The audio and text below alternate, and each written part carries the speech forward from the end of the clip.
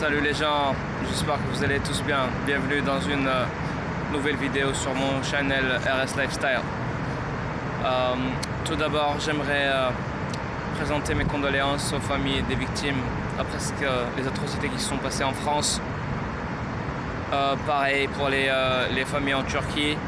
Actuellement, il y a beaucoup de conneries qui se passent dans le monde et ça me dégoûte, ça me révolte et je suis sûr que ça vous fait tous pareil.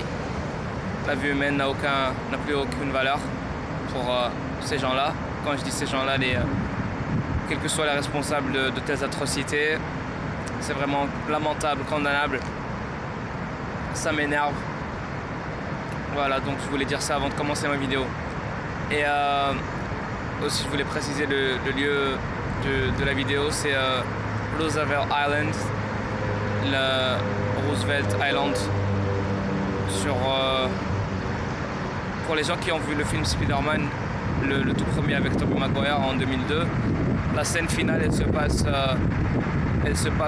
sur un pont entre New York City, entre Manhattan et Roosevelt Island. Donc là je suis assis de l'autre côté du pont. Et je voulais parler dans cette vidéo de programming. Qu'est-ce que le programming ou la programmation du cerveau? Vous avez été programmé tel des machines ou tel des ordinateurs. Et moi aussi d'ailleurs, quand je dis vous, je m'inclus dans le tas. On a tous été programmés depuis tout petit, depuis l'enfance. Comme quand on est comme des disques durs vierges ou des clés USB, quelle que soit la métaphore que vous préférez.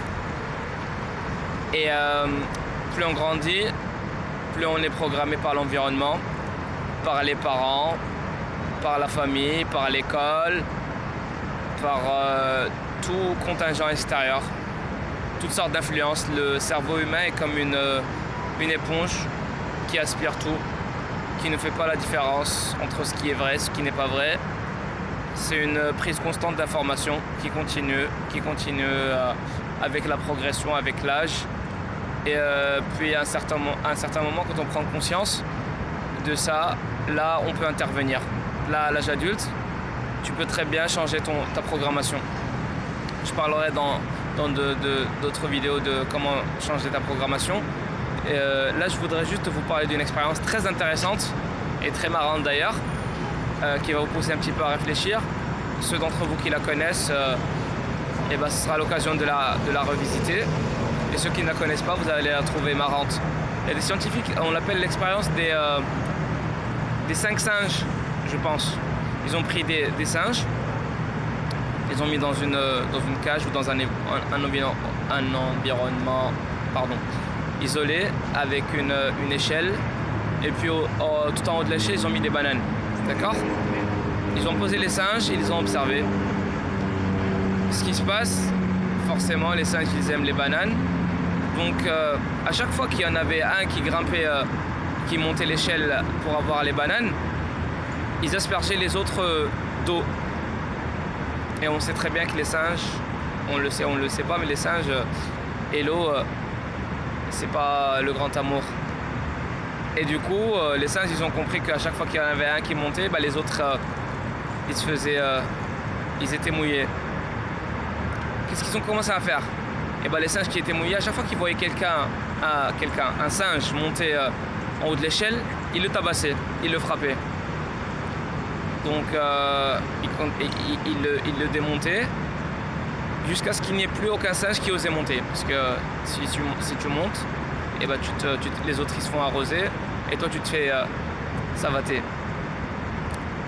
Ensuite, les scientifiques, ils ont remarqué que les singes ils ont arrêté de monter. Donc ils ont pris un singe, un des 5 singes, ils l'ont remplacé par un nouveau singe. Ok, donc le nouveau singe débarque, qu'est-ce qu'il voit? Il voit des bananes, il ne sait pas ce qui se passe. Il veut monter prendre des bananes, dès qu'il commence à monter, il se fait savater par les autres singes. Mais il est là, mais qu'est-ce qui se passe? Je veux monter. Il ne comprend pas, donc il se fait savater.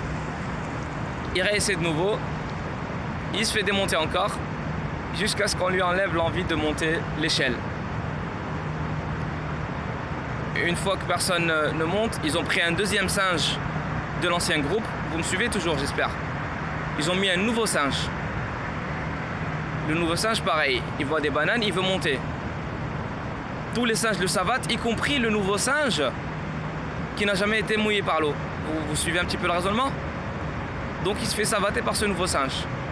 Et ainsi de suite. À chaque fois, ils ont commencé à prendre un des anciens singes, ils l'enlèvent du groupe et ils mettent un nouveau singe. Donc là maintenant, vous avez 5 nouveaux singes qui n'ont jamais été mouillés avec de l'eau, mais qu'à chaque fois que l'un d'entre eux essaie de monter l'échelle, les autres ils le démontent. Pourquoi? Ils ne savent pas, ils le font parce que les autres font comme ça, tout simplement. Donc vous avez un petit peu saisi le sens de l'expérience. Donc j'aimerais que vous regardiez autour de vous. J'aime bien les donner des conseils pratiques, donc pour cela il vaudrait mieux prendre un papier et un stylo, se poser dans un coin calme et dédier 20 minutes ou 10 ou 15 ou 5 minutes afin de réfléchir sur votre propre programming. Quelles ont été les idées qui régissent ou qui gèrent votre vie depuis l'enfance jusqu'à maintenant, quel que soit votre âge, et qui font que vous agissiez de telle ou telle manière. J'aimerais que vous essayiez de les identifier un petit peu, mettez-les sur papier, et puis remettez-les en question.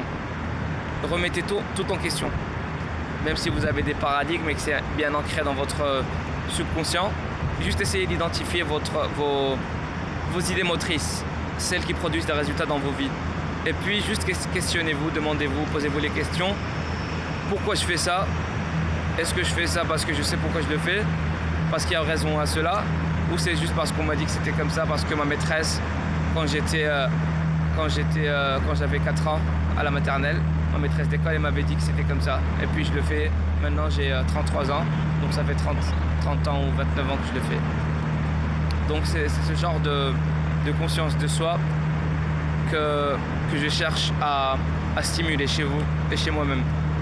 J'y travaille tous les jours et j'aimerais bien que ce soit le cas pour tout le monde. Pourquoi je vous raconte tout ça?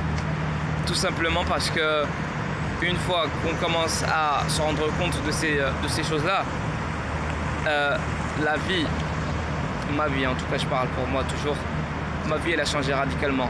Et elle a changé radicalement.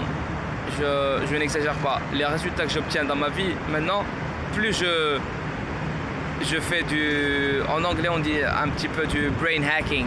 Je suis en train un petit peu comme un hacker, un petit peu d'étudier mon cerveau, comment il marche, comment je suis programmé, comment je fonctionne. Des trucs que je comprenais même pas comment ça fonctionnait. Je pensais que c'était naturel, que ça venait comme ça. Mais une fois, mon pote, ou madame, ou mademoiselle, excusez mon langage, une fois que tu comprends comment ça se passe, ta vie, elle change radicalement. Comme une fusée. Astronomiquement parlant.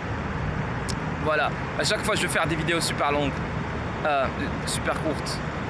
Et je me retrouve avec des vidéos longues. Excusez la longueur de mes vidéos encore une fois. Mais mon but, c'est juste de transmettre un petit peu mes idées et de les partager avec vous. Merci beaucoup, beaucoup d'amour, de respect.